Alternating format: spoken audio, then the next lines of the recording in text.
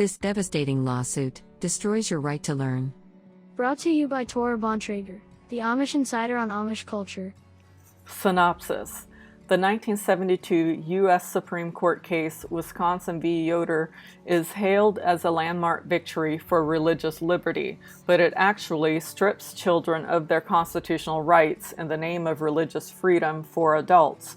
Among other things, the right to not educate enables child abuse among the Amish.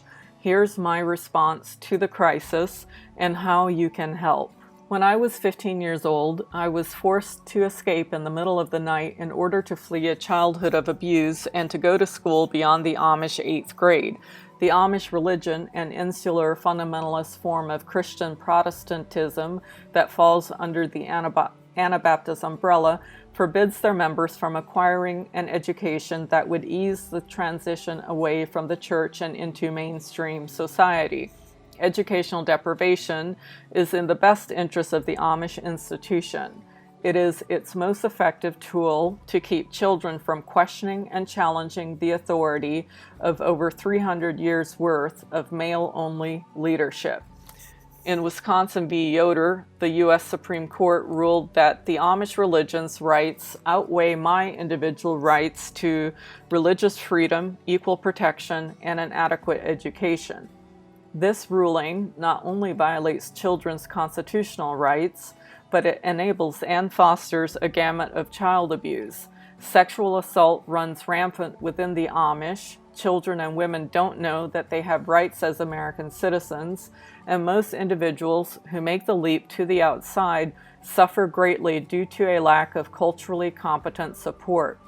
After graduating from Columbia University, I founded the Amish Heritage Foundation to address these crises with the hope that a time will come when losing the only world one has ever known isn't the price to pay for safety and freedom. The Amish Revolution that led to Wisconsin v. Yoder. I was born traditional Amish in, at the time, a mostly farming community in Buchanan County, Iowa.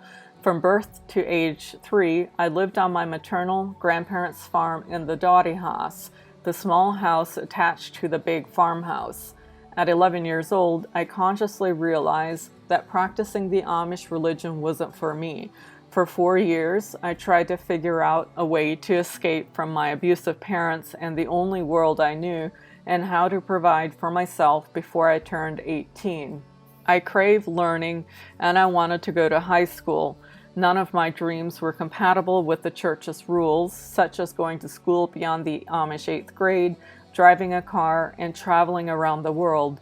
These visions of a happier future were a coping mechanism to make it through an oppressive childhood. I'm sometimes asked what the defining moment was, the moment I realized at age 11 that I needed to escape. That knowing crystallized when I asked my father to explain how airplanes could fly in the air. Don't ask dumb questions. One corner of my father's lip curled up.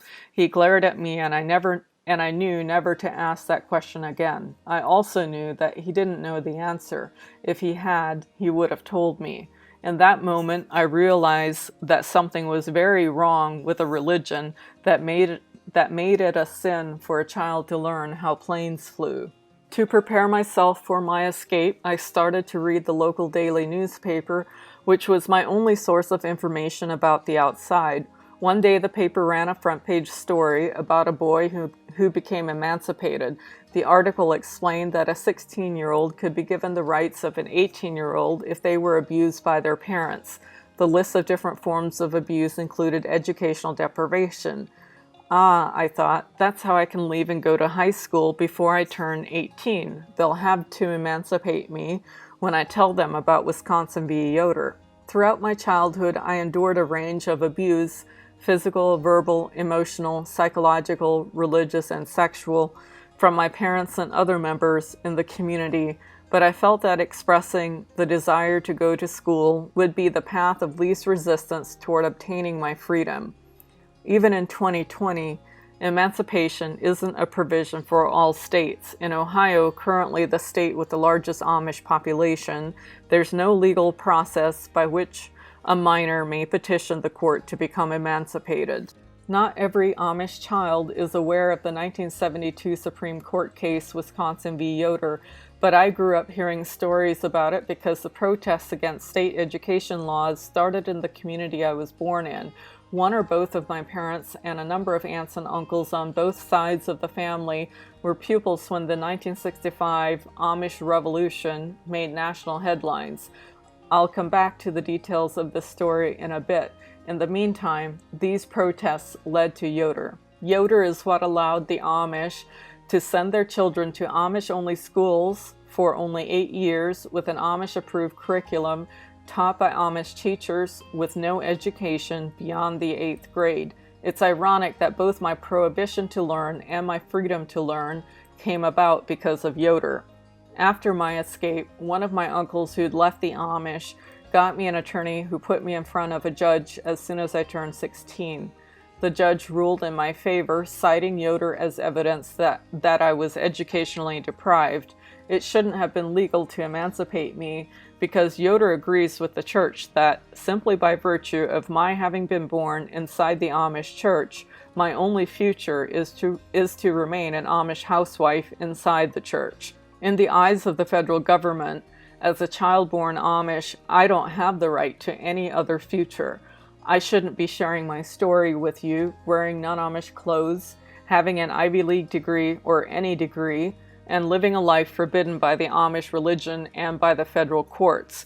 The right to life, liberty, and the pursuit of happiness is explicitly denied to the entire population of Amish children post-1972.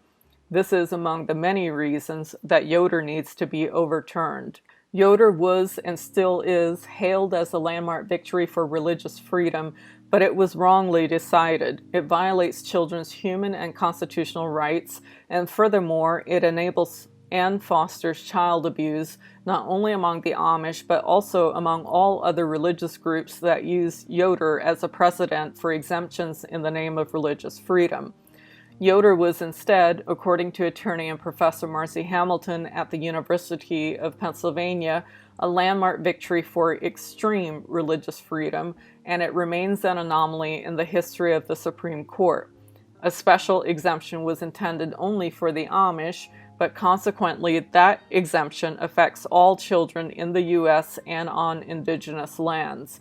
Anyone can claim religious freedom as a reason for depriving a child from learning how to read. But even claiming religious freedom isn't a necessity to prevent a child from going to school because the federal courts don't hold that any citizen has a right to any education at all. Few Americans are aware of that. Today, several organizations are making the argument that citizens have an implicit federal right to an adequate education under the Constitution and that right should be made explicit. If they were to succeed, such an explicit federal right would be meaningless as long as Yoder remains standing. Over the course of the 10 years prior to Yoder, my Iowa community protested the public school system's attempt to transition Amish children out of rural one-room schools and into the consolidated local independent school district. The ongoing battles between the Amish and the Iowa Department of Education came to a head in 1965 when what's now an iconic photo made national news. The photo depicted Amish children fleeing to the cornfields to avoid being forced onto a school bus. One of the children in that photo is my uncle. Public school officials in Old Wine, Iowa had sent the bus to an Amish-only school, Hickory Grove, expecting to pick up all the children and deliver them to the consolidated school. Having been notified about this plan by the school administrators the day before, some Amish parents stood waiting at Hickory Grove that morning. When the bus arrived and the officials tried to load the children up, one of the parents screamed, "Spring, spring zu the Welschenfeld." Run to the cornfields. A photographer who'd accompanied the delegation that day snapped the photo that later went viral. Outrage erupted from all parts of the U.S. by those sympathetic to the Amish. That national outcry worked in the Amish's favor. Local and state officials deemed the controversy a public relations nightmare and subsequently let the Amish church educate their children without state-certified teachers. This post references citations that you can read in the final part of this series on the blog, the print version of it. End of part 1. Did you know that American Amish children are legally prohibited from going to school after the 8th grade? For more like this, go to www.torabontrager.com/courses to learn everything you need to know about the Amish.